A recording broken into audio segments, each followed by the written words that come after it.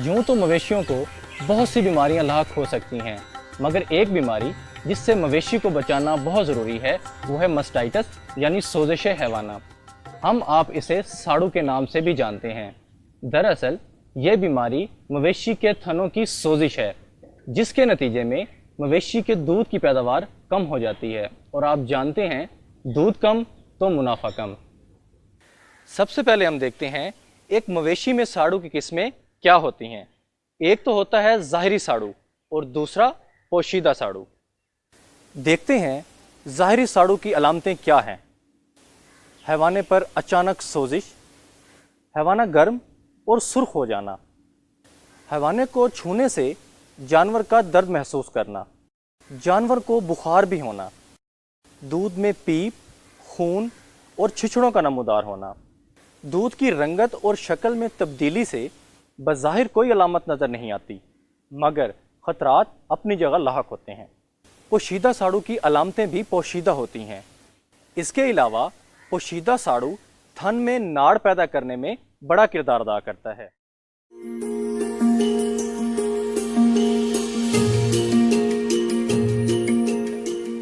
सवाल पैदा होता है कि वो किस तरह के जरासीम हैं जो साड़ू का बाइस बनते हैं। ये हैं 3 तरह के जरासीम। नंबर 1 माहौलियाती जरासीम, नंबर 2 छूने वाले जरासीम और नंबर 3 मौका परस्त जरासीम।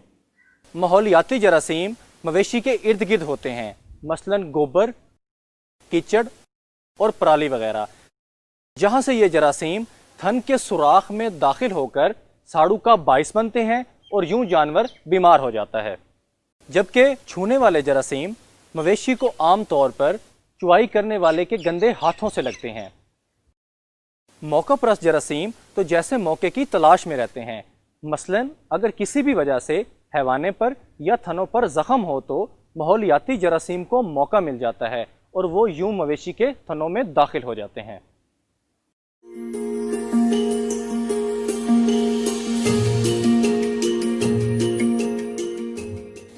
सवाल ये है कि हमें कैसे पता चले कि मवेशी को साड़ू की कौन सी किस्म लाहक है।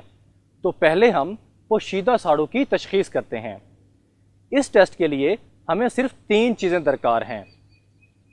कपड़े धोने वाले पाउडर का 45 ग्राम पाउडर, महलूल बनाने के लिए 1.5 लीटर पानी की बोतल और 4 प्यालियाँ। अब हम शुरू करते हैं तशखीस के लिए महलूल बनाने का तरीका। कपड़े धोने वाले पाउडर में से 45 ग्राम पाउडर 1.5 लीटर पानी की बोतल में मिलाएं।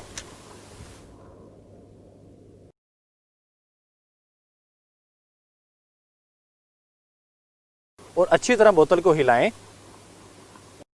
और ये 3% महलूल तैयार हो गया। जानवर के किसी एक थन से दूध की चंद धारें प्याली में डालें और तकरीबन उतनी ही मिकदार में महलूल को उसमें मिला लें। अब प्याली को अच्छी तरह हिलाएं और बगौर देखें।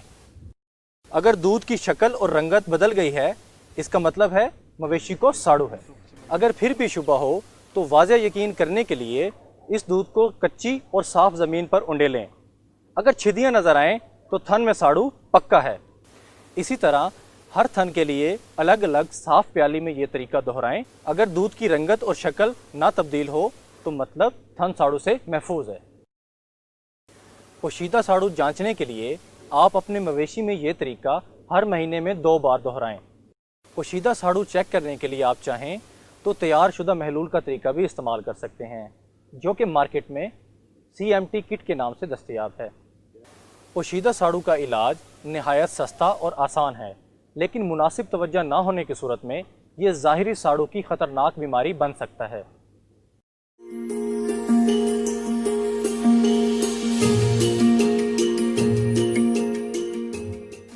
और अब बात हो जाए ज़ाहिरी साड़ू की।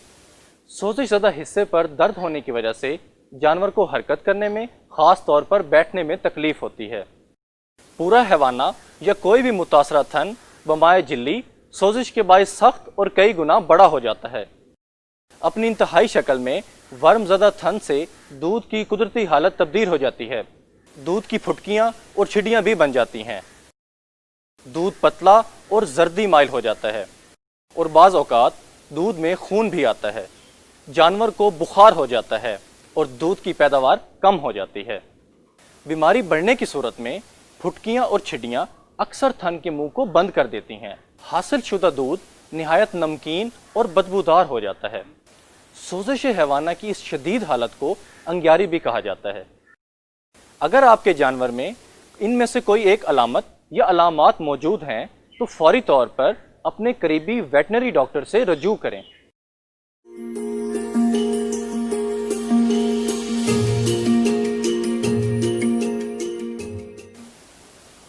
اور اب ہم جانیں گے ساڑو سے بچاؤ کے طریقے۔ چوائی سے پہلے دودھ دوہنے والا اپنے ہاتھوں کو اچھی طرح دھو لے۔ دودھ دوہنے سے قبل جانور کے حیوانے کو دھو کر خشک کر لیں۔ یقین کر لیں کہ جانوروں کے بیٹھنے کی جگہ صاف ہو۔ انگوٹھے کو اندر موڑ کر دودھ کی چوائی نہ کریں۔ چوائی کا صحیح طریقہ استعمال کریں۔ متاثرہ تھن کو سب سے آخر میں چھوئیں تاکہ بیماری دوسرے تھنوں تک نہ پہنچے۔ چوائی والے برتن اور مشینوں کی صفائی کا خاص خیال رکھیں۔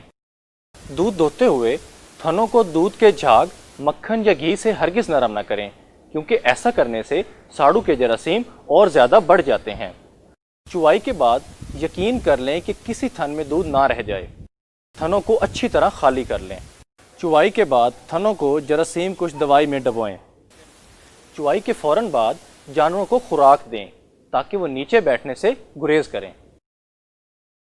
جانور پر ساڑو کے جراثیمی حملے روکنے کے لیے تھنوں کو محلول میں ڈبونے کا عمل بہت مفید ہے، جس کا طریقہ یہ ہے۔ تھنوں پر لگانے والے محلول یا زخم پہ لگانے والی دوائی کو پانی کی مناسب مقدار میں حل کر کے ایک کپ میں ڈالیں۔ چوائی کے فوراً بعد تھنوں کا 3/4 حصہ 1 سے 2 سیکنڈ کے لیے اس محلول میں ڈبوئیں۔ چوائی کے بعد تھنوں کو ڈبونے کے لیے استعمال ہونے والی ادویات بازار سے بآسانی دستیاب ہیں۔ اس محلول کی وجہ سے تھن کے سوراخ پر ایک جھلی بن جاتی ہے جو جراثیم کو تھن کے اندر جانے کا راستہ نہیں دیتی۔ محلول جراثیم کو مار دیتا ہے اور تھن کی جلد کو صحت مند رکھتا ہے۔ اپنے جانور کو ساڑو سے بچانے کے لیے چند دوسری اہم چیزیں بھی ذہن میں رکھیں۔ مثلاً جانوروں کو غیر متوازن خوراک، مثلاً نمکیات یا حیاتین کی کمی سے بھی ساڑو کا خطرہ لاحق ہوتا ہے۔ جانوروں کو پھپھوندی لگی خوراک ہرگز نہ دیں۔ جانور کے تھن میں کوئی نوکدار چیز یا مرغی کا پر وغیرہ داخل نہ کریں۔ منہ کھر کی بیماری کے بعد ساڑو کا خطرہ بڑھ جاتا ہے کیونکہ تھنوں پر زخم اور چھالے بن جاتے ہیں، لہٰذا پوشیدہ ساڑو کو وقت سے کنٹرول کریں، اس سے پہلے کہ وہ ظاہری ساڑو بن کر آپ کے مویشی کی دودھ کی پیداوار اور منافع میں کمی کی وجہ بن جائے۔ مویشی کو ساڑو سے بچانے کے لیے جو طریقے ہم نے آپ کو بتائے ہیں وہ آسان ہونے کے ساتھ ساتھ کم خرچ بھی ہیں اور روایتی طریقوں کی نسبت زیادہ مؤثر ہیں۔